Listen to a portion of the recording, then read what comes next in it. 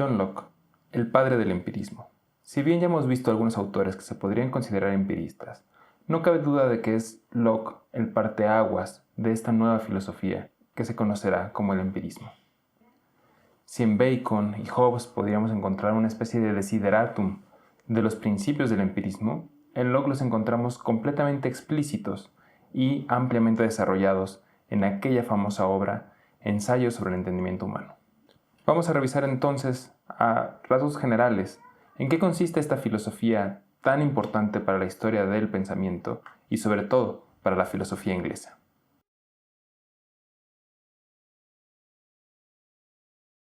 John Locke nació en Greenton, Inglaterra, en 1632. Para que nos ubiquemos temporalmente, estamos un año antes del caso Galileo. Al igual que Pascal y Malebranche, su educación fue principalmente doméstica, hasta que en 1646, con 15 años, entró en la Westminster School.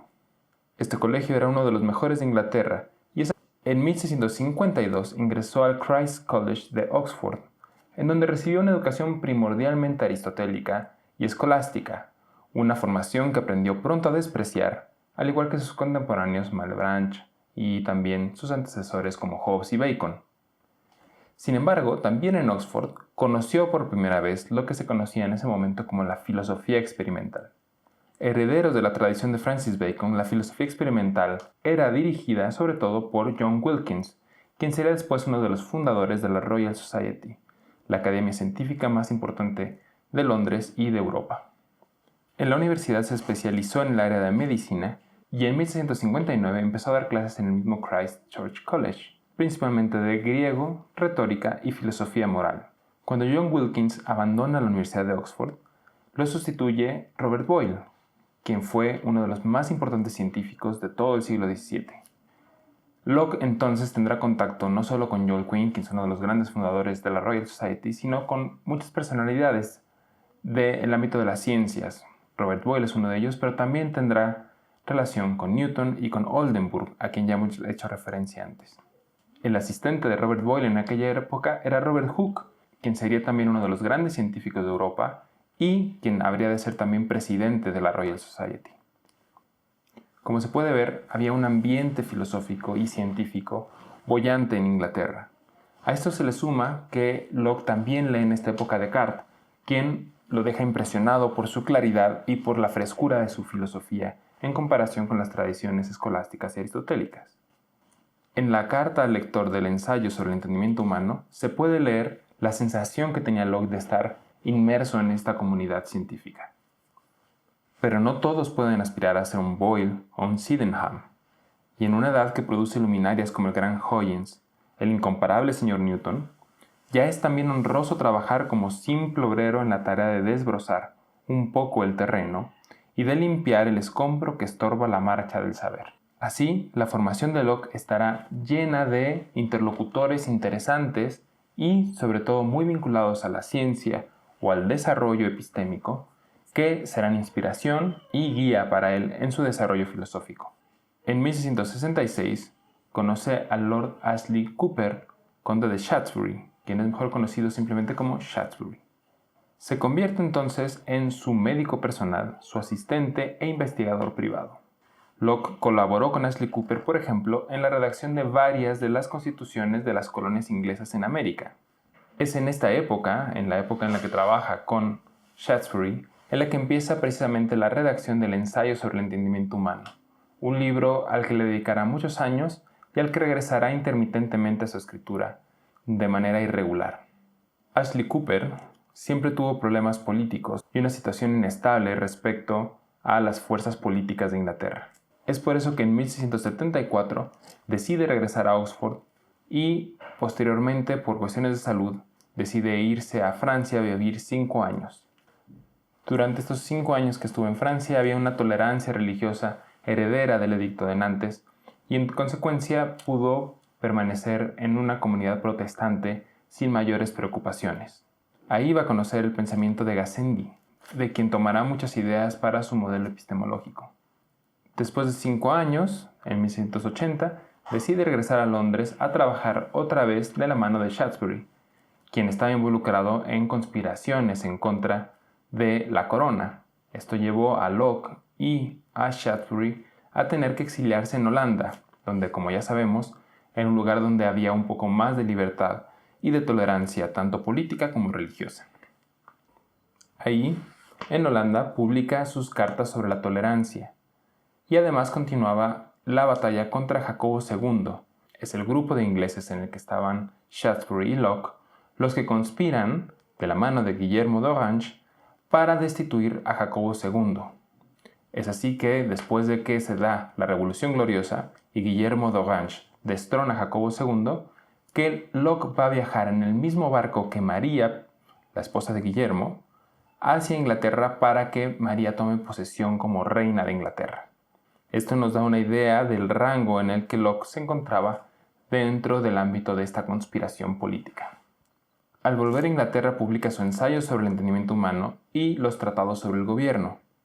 Estos tratados, de índole principalmente político, intentan hacer una justificación de lo que a todas luces era un golpe de Estado, pero que requería una especie de justificación a la luz de una filosofía política que le diera legitimidad a el nuevo gobierno de Guillermo y de María.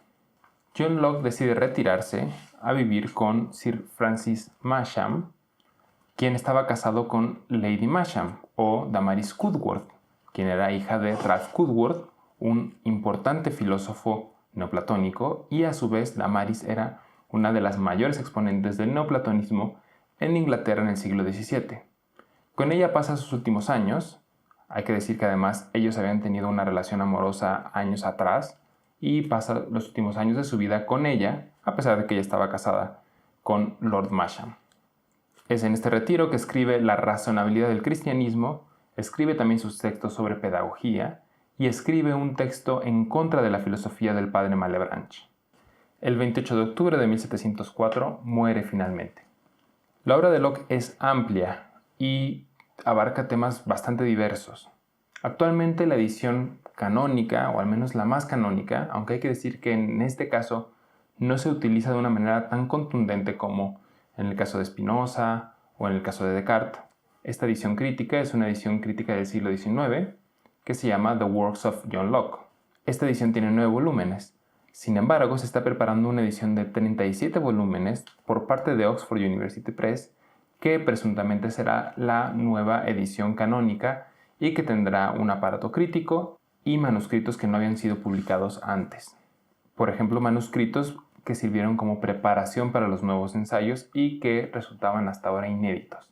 De los 37 volúmenes que se tienen planeados, solo se han publicado 18, aunque ahí se encuentran los tratados más notables de John Locke. Entonces ya tenemos a la mano una muy buena edición de las obras más conocidas, con excepción únicamente de los tratados sobre el gobierno civil, que todavía no ven la luz en esa edición.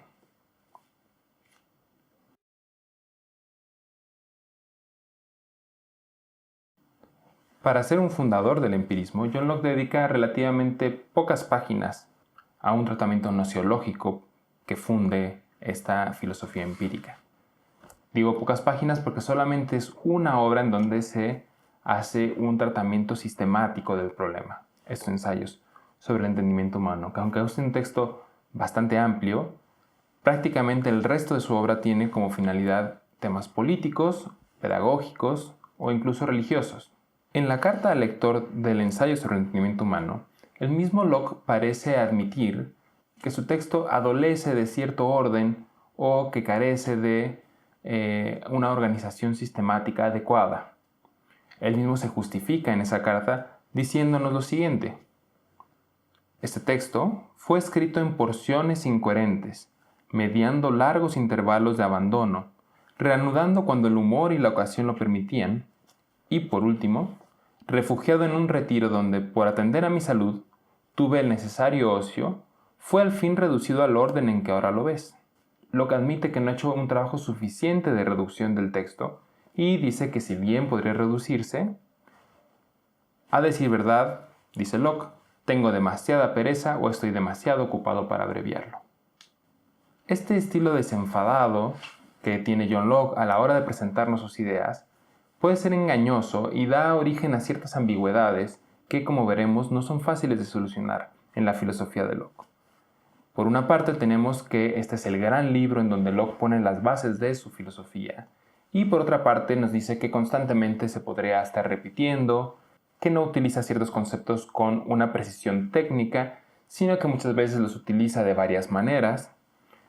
Esto va a generar que sea difícil entender algunos de los conceptos fundamentales de su obra. Como veremos después, la misma noción de idea, que es fundamental para su pensamiento, no recibe un tratamiento homogéneo a lo largo de la obra, ni siquiera del ensayo sobre el entendimiento humano, y esto genera que se puedan entender de maneras distintas los conceptos que se derivan de estas nociones primigenias. John Locke pone mucho énfasis en la idea de que el objetivo del ensayo es reconocer cuáles son los límites del conocimiento. Desde luego, para ello tendrá que decirnos cuál es el origen de las ideas, cuáles son las capacidades que tienen estas ideas, o las facultades a través de las cuales llegamos a ellas, y finalmente en qué consiste la fe, la opinión, la convicción. Todo este entramado, en el fondo, tiene como supuesto que la parte fundamental es reconocer los límites del conocimiento. Tiene una parte muy negativa el ensayo en el sentido de que nos importa establecer bien las fronteras hasta las cuales podemos llegar con el conocimiento. El interlocutor de Locke en este punto es el escepticismo, a pesar de que podría parecer de que esta misma postura podría resultar atractiva para un escéptico. Sin embargo, el reconocimiento de los límites es justamente una manera de rebelarse contra el escepticismo desde adentro, una estrategia semejante a la que encontrábamos en Descartes. Veamos el pasaje que se encuentra en la introducción del ensayo sobre el entendimiento humano. Si vamos a descreerlo todo, solo porque no podemos conocerlo todo con certeza, obraríamos tan neciamente como un hombre que no quisiera usar sus piernas y permaneciera sentado, y pereciera solo porque carece de alas para volar. El ejemplo que da Locke es el de una sonda que ayuda a un barco a recorrer el océano.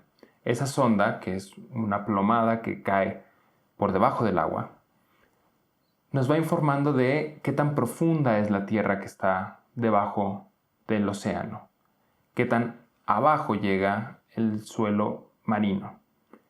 Este ejemplo lo que nos revela es que la filosofía de Locke lo que nos va a decir es hasta dónde podemos llegar, hacia abajo. Eso no quiere decir que vamos a poder conocer todo lo que está debajo. Probablemente en un abismo la sonda solamente nos informará que en determinada distancia no tenemos suelo y que por lo tanto podemos navegar libremente.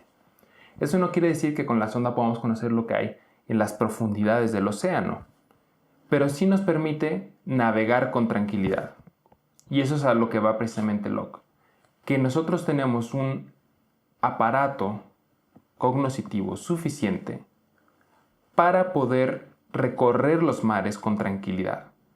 Es decir, que hemos sido equipados con una estructura mental que nos permite avanzar por la vida suficientemente y, en última instancia, nos permite poder ser buenos y alcanzar la gloria, que es lo que le interesa a Locke.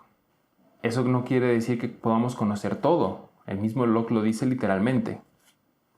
Nuestro negocio aquí no es conocer todas las cosas, sino aquellas que tocan a nuestra conducta si logramos averiguar esas reglas mediante las cuales una criatura racional, puesta en el estado en el que el hombre está en este mundo, puede y debe gobernar sus opiniones y los actos que de ella dependan. Ya no es necesario preocuparnos porque otras cosas eludan nuestro conocimiento. Así, el proyecto de Locke es minimalista en ese sentido. Hay una epistemología que nos permite definir cuáles son las cosas que sí podemos conocer y, una vez que hemos establecido ese límite, construir una filosofía práctica y especulativa adecuada a ese nivel de conocimiento. El primer libro del ensayo sobre el entendimiento humano versa sobre todo en una crítica detenida y detallada contra el innatismo. Lo primero que nos dice Locke en este combate al innatismo es que en realidad él no tendría por qué demostrar que las ideas innatas son falsas. Bastaría con demostrar que son inútiles. ¿Cómo sería esto?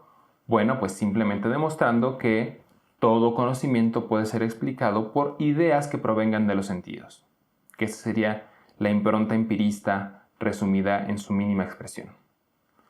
Todo lo que conocemos puede ser reducido a ideas que provienen exclusivamente de los sentidos. Si esto es así, sobra hablar de ideas innatas o de ideas que preceden a la experiencia, y entonces se volvería superfluo e irrelevante la argumentación de los innatistas. Y sin embargo, aunque John Locke está convencido de que no es necesario hacer una argumentación en este sentido, dedica su primer libro a demostrar las incongruencias y las inconsistencias de una filosofía innatista, como la que podríamos encontrar en autores como Platón o Descartes.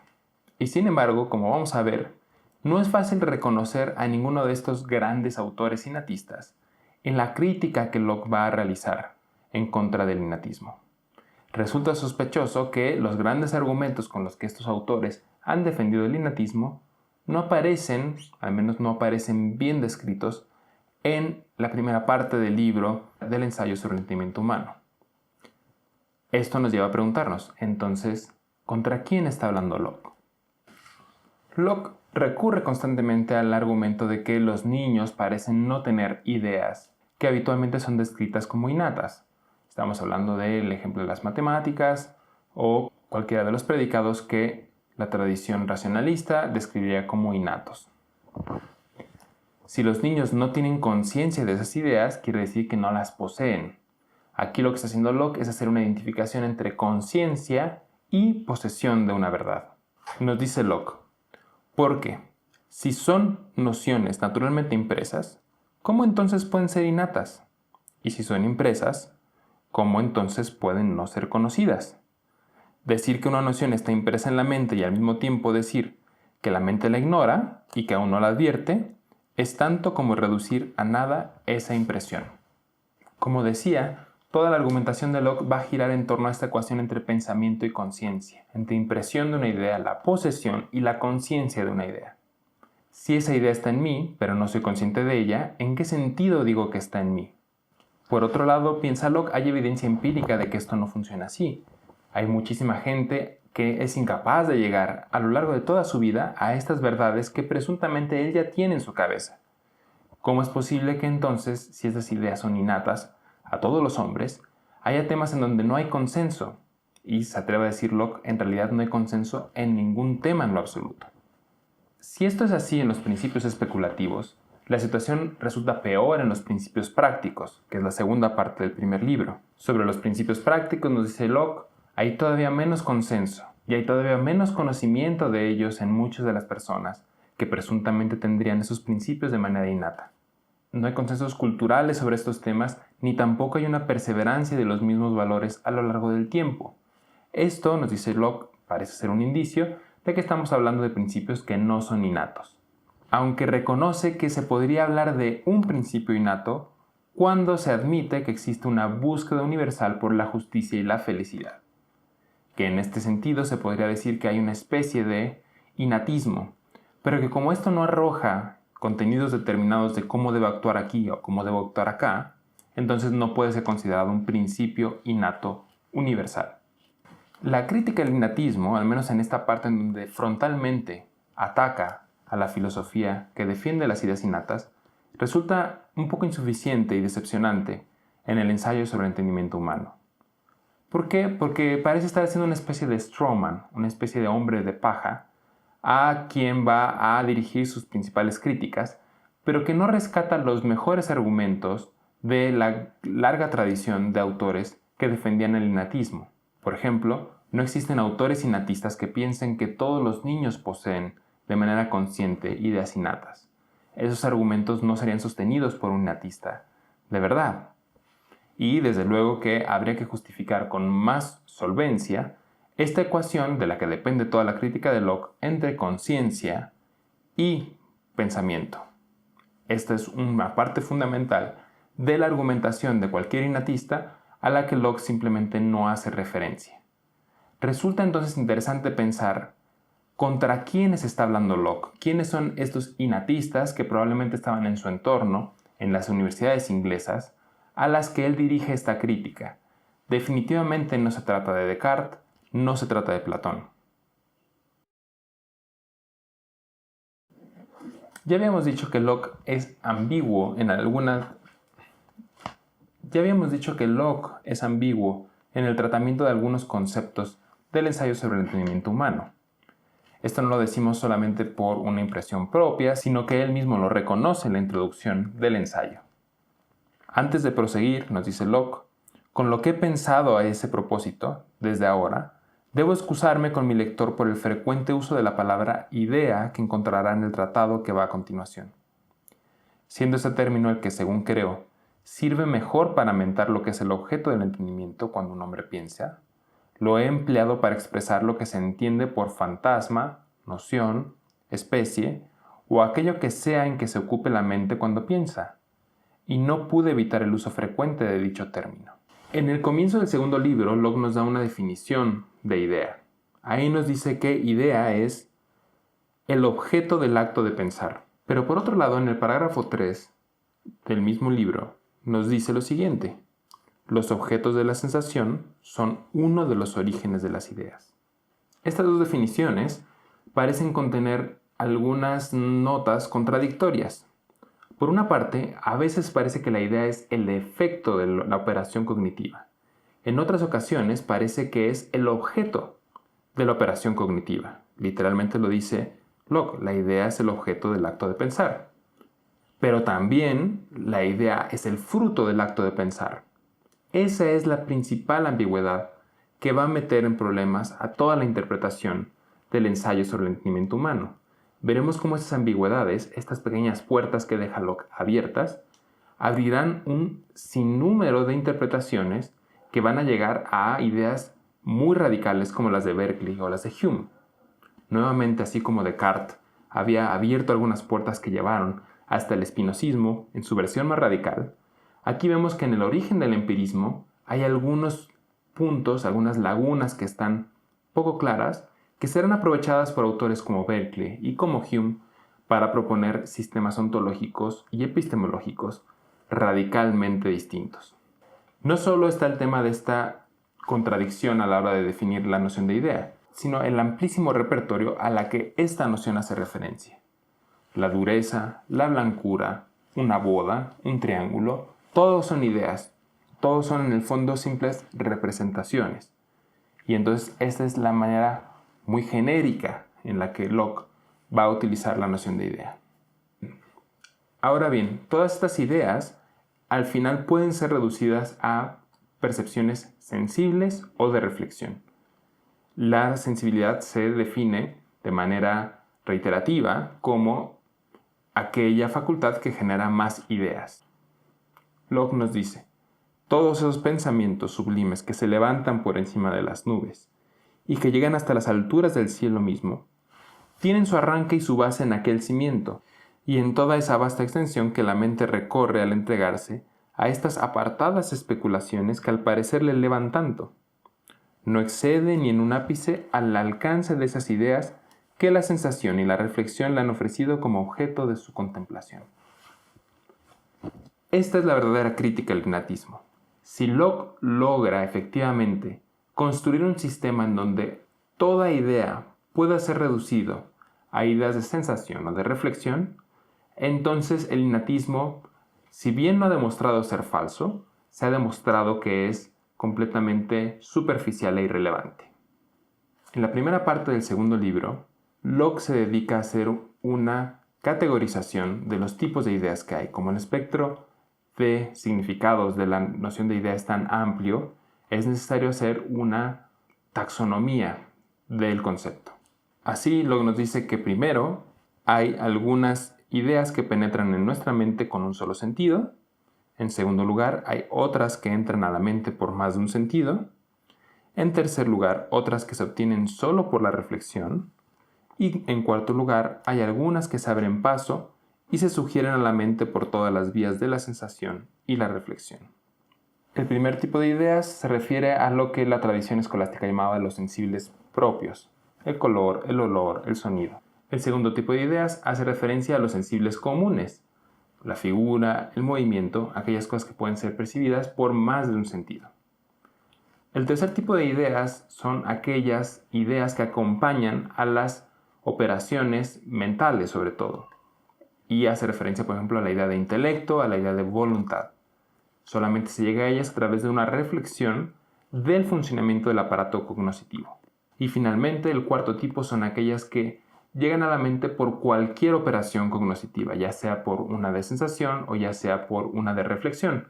En este caso tenemos las nociones de existencia, unidad, placer, dolor, que son cosas que podemos percibir con los sentidos, y también por medio de una reflexión sobre nuestro propio aparato cognitivo. El esquema de las ideas se vuelve un poco más complicado cuando introducimos las ideas complejas.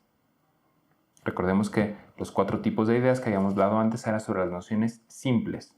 Aquí Locke hace 2 categorizaciones distintas de estas ideas complejas.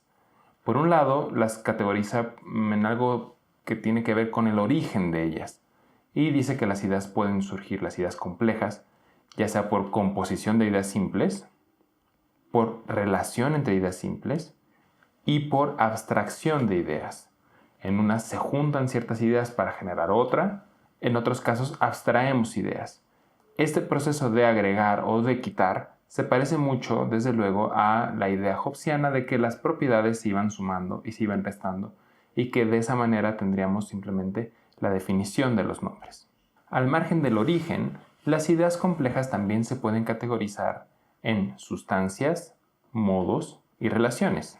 Las sustancias a su vez pueden ser grupales o individuales, como cuando hablamos de una oveja o hablamos de un rebaño.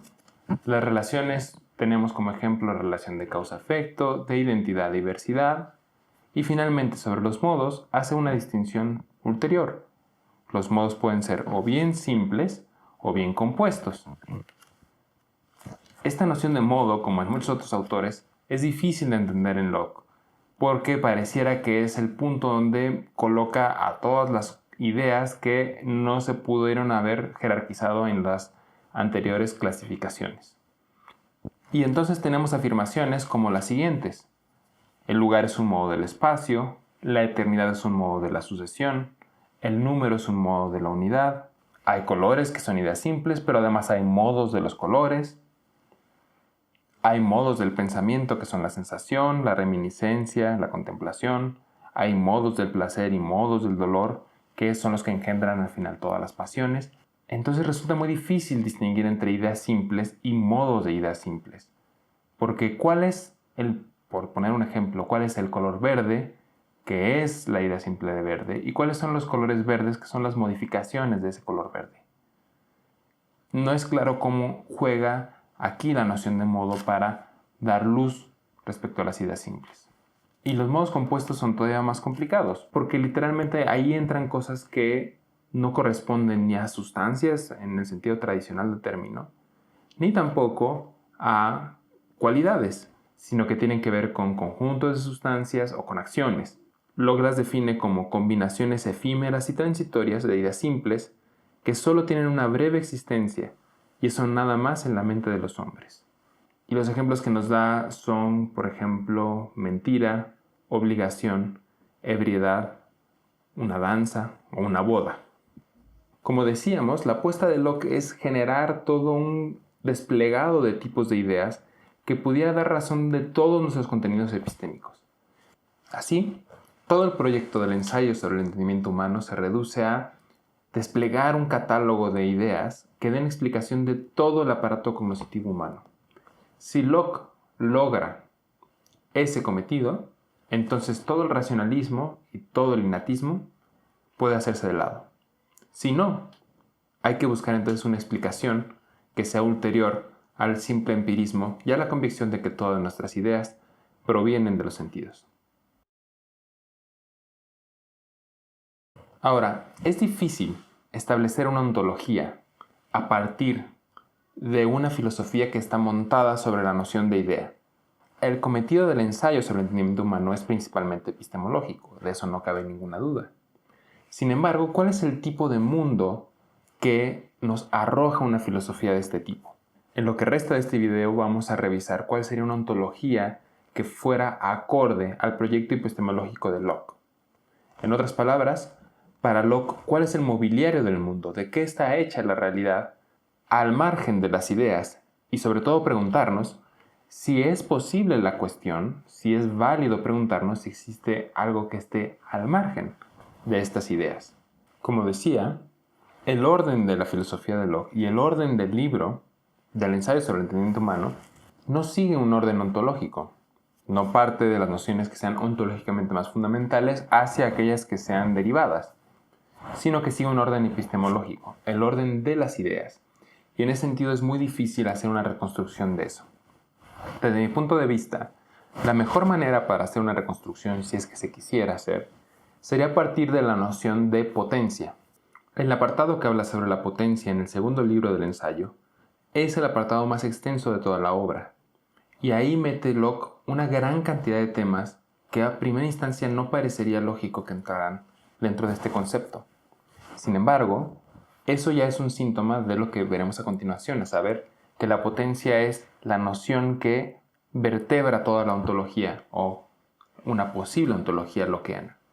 Y sin embargo, no encontramos en todo el ensayo una definición clara de potencia.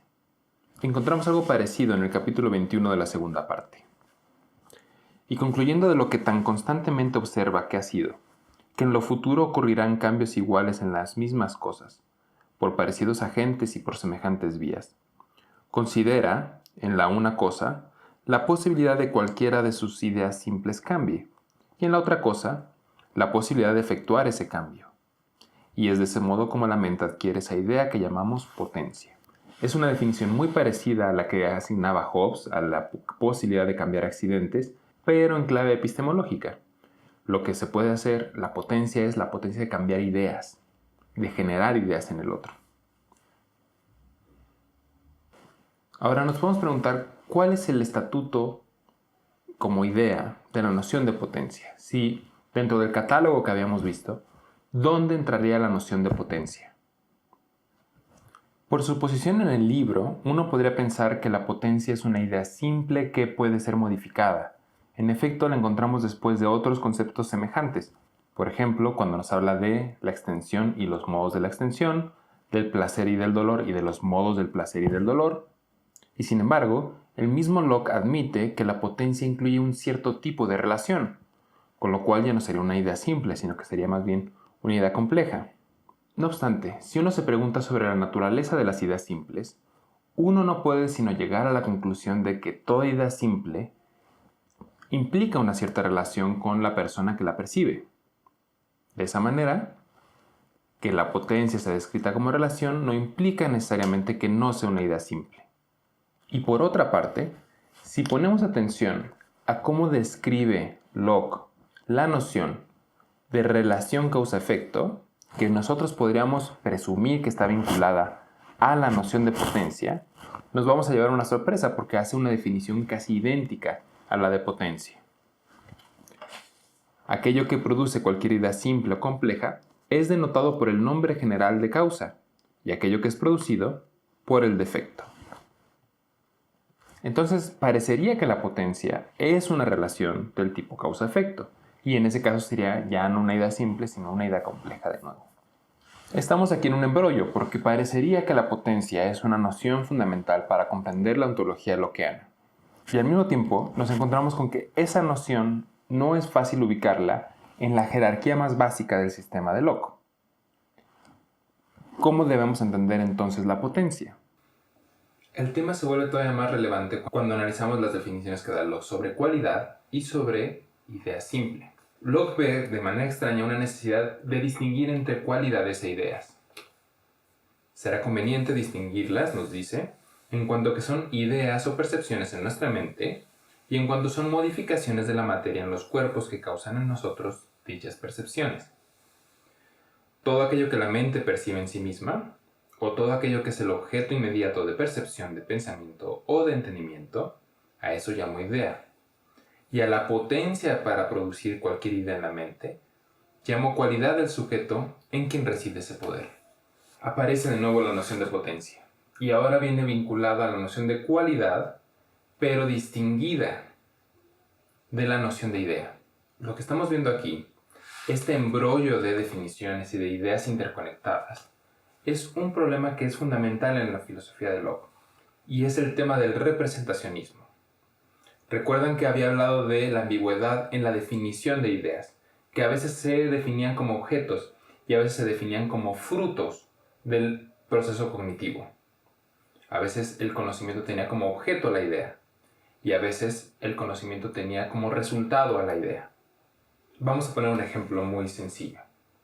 No es lo mismo decir que yo conozco el verde del árbol a decir que yo conozco al árbol a través de lo verde. En el primer caso, yo conozco el verde del árbol, la idea simple es el objeto de mi conocimiento. En el segundo caso, el objeto de mi conocimiento es el árbol y el resultado es mi idea de lo verde del árbol. El problema, trasladado a la terminología de la potencia, se resume en lo siguiente. Existen objetos que tienen cualidades, que son definidos como potencias, para generar en mí ideas, o bien, lo único que existen son ideas simples, que no son otra cosa sino potencias que no tienen necesariamente una contraparte objetiva en el mundo real. El tema central aquí es el tema del representacionismo. Desde mi punto de vista, Locke nunca da una respuesta ni en un sentido ni en otro. Al final del video veremos cómo hay una manera de interpretar a Locke que llevaría hacia una versión mucho más objetivista. Pero esta ambigüedad que está desde la noción de idea y sobre todo la noción de potencia, a lo que nos lleva es a interpretar a Locke a veces como un representacionista, como si lo único que existiera en el mundo fueran ideas, y a veces como un objetivista, como si existiera un mundo del cual nosotros obtenemos ideas. En un caso, el representacionista, las potencias son ideas. En el segundo caso, los objetos tienen potencias y yo entablo una relación con esos objetos. Y en ese caso la potencia sería sobre todo una relación. Entonces, si entendemos a las potencias como ideas simples, obtenemos un representacionismo, por la definición que habíamos visto ya de cualidad y de idea simple. Si interpretamos a la potencia como una relación, lo que tenemos es un objetivismo realista. Bien, ¿qué más se puede decir sobre esta ontología? Bueno, pues tenemos la noción de sustancia, a la que Locke le dedica bastante tiempo.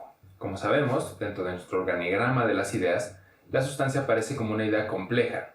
Al no imaginarnos de qué manera puedan subsistir por sí mismas esas ideas simples, nos acostumbramos a suponer algún substratum donde subsistan y donde resultan, el cual por lo tanto llamamos sustancia. Entonces la sustancia deja de ser así el fundamento ontológico principal y se convierte en una especie de substratum, que es evidentemente un término que proviene de la ontología clásica, pero en este caso es un substratum de ideas simples. Yo estoy acostumbrado a ver ideas simples que van siempre de alguna manera pegadas. A la manzana, al color de la manzana, siempre va adjunto el olor de la manzana y la figura de la manzana y el sabor de la manzana. De tal manera que yo postulo una especie de substratum que es mi idea de sustancia. Pero la idea de sustancia no es sino esta suma compleja de ideas simples que me arroja la noción de manzana en este caso. No hay ideas simples de la sustancia, porque yo no tengo ningún acceso a ella. No tengo ningún acceso a la sustancia a través ni de los sentidos ni de la reflexión. Como pueden ver, lo que está negando es por una parte el realismo más clásico, en donde yo tengo acceso a las sustancias a través de las ideas, y por otra parte está negando esa convicción racionalista de que yo tengo un acceso privilegiado al yo, porque tampoco a través de la reflexión yo puedo generar una idea simple de sustancia. Entonces yo no tengo manera de conocer mi espíritu, nos dice Locke. Ok, sí, ciertamente yo no tengo manera de acceder a mi espíritu, pero eso no nos permite concluir que no existe. Al contrario, dado que yo no tengo acceso de manera directa, es decir, a través de ideas simples, a ninguna sustancia, quiere decir que no me tengo que preocupar porque no tenga acceso a la sustancia inmaterial, como el alma. Así, el hecho de que yo no conozca las sustancias en general me permite suponer que no hay nada de contradictorio en postular una sustancia inmaterial. Esa es la defensa que hace Locke del alma inmaterial, que es una defensa ciertamente polémica y que va a tener efectos adversos al propio proyecto de Locke. Algo parecido nos dice cuando aborda el problema de la comunicación entre las sustancias. El típico problema cartesiano mente-cuerpo es solucionado por Locke en una vía paralela a aquella de la existencia de la sustancia inmaterial. Locke nos dice, ciertamente no podemos hacernos una idea de cómo nuestro cuerpo afecta al alma y cómo el alma afecta a nuestro cuerpo. Pero en realidad no podemos hacernos idea de cómo afecta una sustancia a otra. No tenemos una percepción sensible de ello. Entonces, si no sabemos cómo es que una piedra mueve a otra, ¿por qué tendríamos que saber cómo nuestra alma mueve al cuerpo? Y eso no quiere decir que debamos negar ni la existencia del alma, ni su capacidad de interactuar con el cuerpo. Locke continúa en su recorrido de dar explicación de todos los conceptos que serían relevantes para una filosofía a través de la construcción de meras ideas simples. Un concepto en el que necesariamente tiene que hacer una parada es el concepto de Dios. Locke cree que llegamos a la idea de Dios mediante una composición de ideas, varias, más la noción de infinito. Cuando proyectamos distintas cualidades hacia el infinito, entonces obtenemos la idea del ser supremo. Locke no se detiene demasiado en decirnos cuáles son las cualidades que deberían quedar dentro y cuáles que deberían quedar fuera de la noción de Dios. Difícilmente diríamos que Dios es infinitamente verde o que Dios es infinitamente material. Sin embargo, a él le basta con afirmar que es posible hacer esa composición al margen de las cualidades que dejemos fuera o dejemos dentro en el concepto de Dios. Es claro entonces que la noción de infinito es muy importante para establecer la verosimilitud del concepto de Dios. La noción de Locke de infinito tiene que ver con una noción, en términos aristotélicos, potencial. Es decir, el infinito es algo a lo que siempre se le puede agregar. Y en ese sentido aquí encontramos la clave de cuáles son las cualidades que podrían entrar, por ejemplo, en la noción de Dios. Solo aquellas a las que se les pueda aumentar siempre algo más. Se puede hablar así de la extensión, se puede hablar así del tiempo, se puede hablar así del espacio, pero no del verde. Algo no puede ser cada vez más verde. Pero Locke descarta completamente la posibilidad de tener una noción de un infinito actual, en el sentido aristotélico. Esto es importante porque recordemos que esa era una de las condiciones fundamentales que suponía Descartes para establecer la demostración de la existencia de Dios. A saber, que la noción de infinito es anterior a las nociones de limitación. Lo que nos está diciendo Locke es justo lo contrario. Lo que tenemos son ideas limitadas y vamos generando ideas complejas por mera agregación. Como podemos ver, la ontología de Locke tiene varios problemas. La primera es que tiene que ser una especie de recorrido rapsódico a través de muchos conceptos para reducirlos a las ideas simples. Y eso hace difícil hacer un sistema unitario y sintético. Por otra parte, tiene el problema de que hay una especie de representacionismo ahí incoado que no admite del todo, pero que no puede hacer completamente de lado, desde el momento en el que define a las ideas como el objeto de nuestro conocimiento y a las potencias como la capacidad de generar ideas. A partir de ese momento, la pregunta sobre el representacionismo es una sombra que va a recorrer todo el ensayo sobre el entendimiento humano.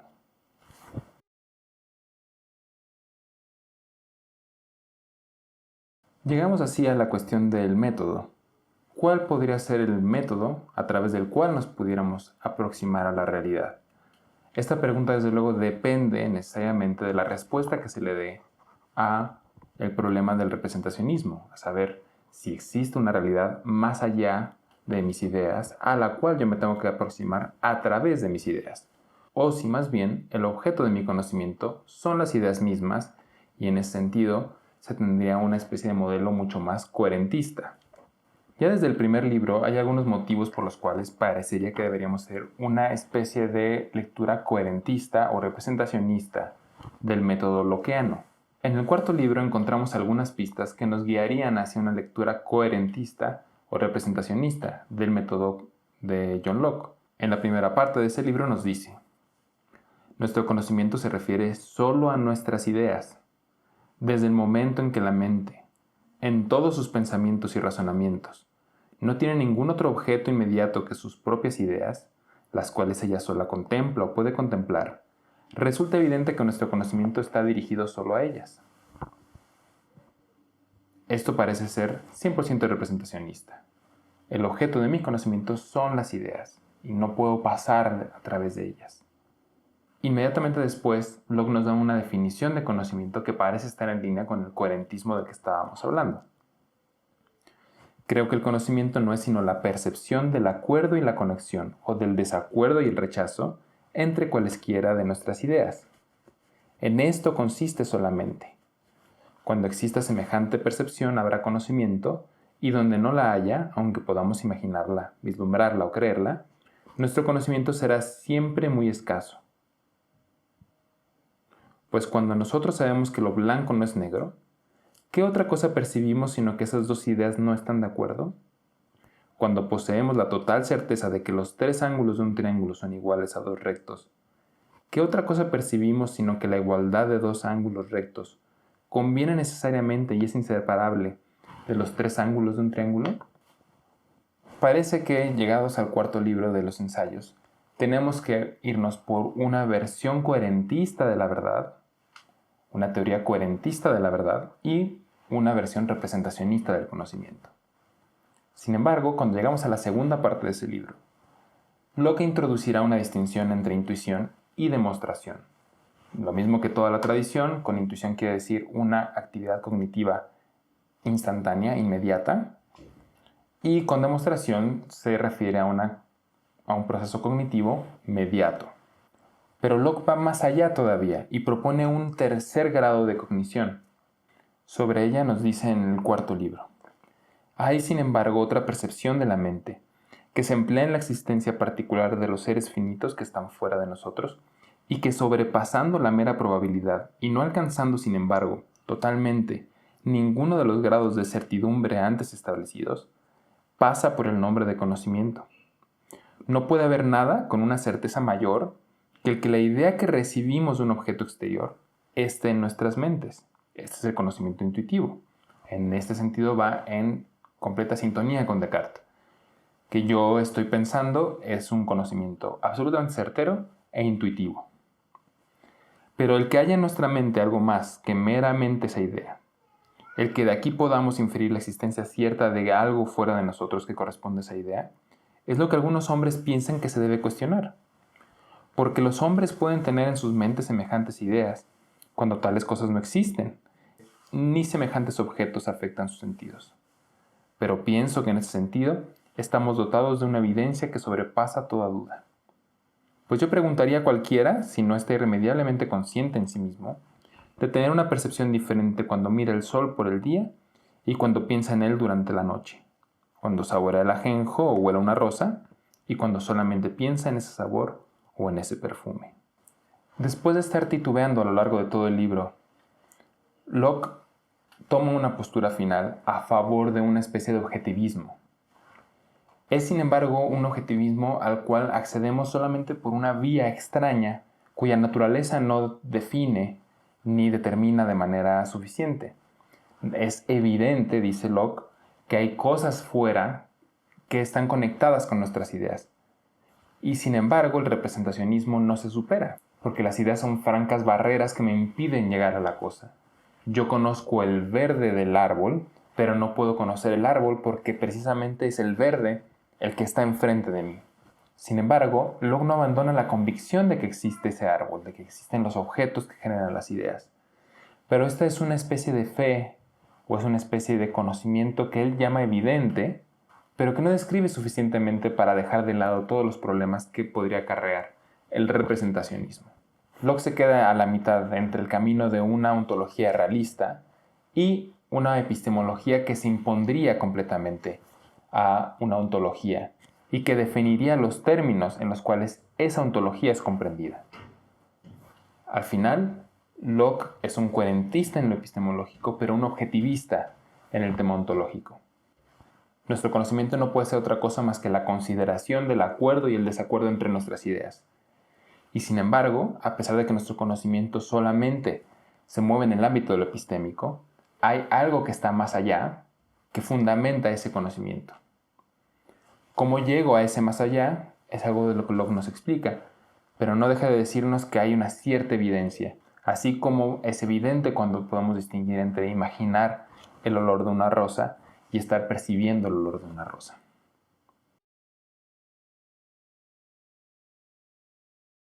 En conclusión, Locke emprende un proyecto completamente novedoso en la historia de la filosofía, un proyecto que parte de un programa epistemológico, que reduce todo nuestro conocimiento a un número muy reducido de ideas simples, de sensación y de reflexión, y que a partir de ahí se puede construir toda la epistemología y en consecuencia toda una ontología. Sin embargo, en el seno de este proyecto hay algunas ambigüedades que van a ser muy difícil comprender cómo es que ese castillo, cómo es que esa construcción guarda sentido y tiene coherencia. El problema fundamental de la filosofía de Locke es cómo se relacionan esas ideas con las cosas y si en última instancia es posible hablar de esas cosas que están más allá de las ideas, a las cuales yo tengo acceso a través del conocimiento sensible y el conocimiento reflexivo. Como vimos, la noción de percepción, la noción de idea simple y de cualidad juegan un papel doble como la relación que hay entre las cosas que conozco y el sujeto que conoce, o como el objeto único contenido en nuestro conocimiento. Esta ambigüedad va a dar lugar a dos grandes sistemas completamente diversos, como es el sistema de Hume y como es el sistema de Leibniz. De alguna manera, estas son las puertas que, una vez que se abren a la radicalización que estos autores hacen del sistema de Locke, nos van a dar dos esquemas completamente diferentes y que van a articular en buena medida la discusión que hay entre la filosofía inglesa y la filosofía continental a finales del siglo XVII y principios del siglo XVIII. No será hasta Kant cuando encontremos una primera reconciliación de estos dos grandes modelos, epistemológicos y ontológicos. El origen de toda esta discusión es John Locke. Su legado continúa hasta nuestros días y va a ser importantísimo para la comprensión de las filosofías del siglo XVII y fundamentalmente la Ilustración del siglo XVIII.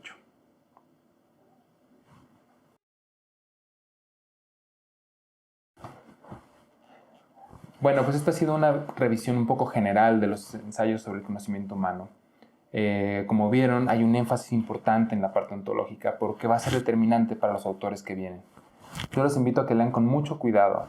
Locke se lee muy fácilmente porque tiene una prosa muy amable, uno tiene sensación de haber llegado después de estos autores tan complicados, continentales, como Spinoza, como Malebranche.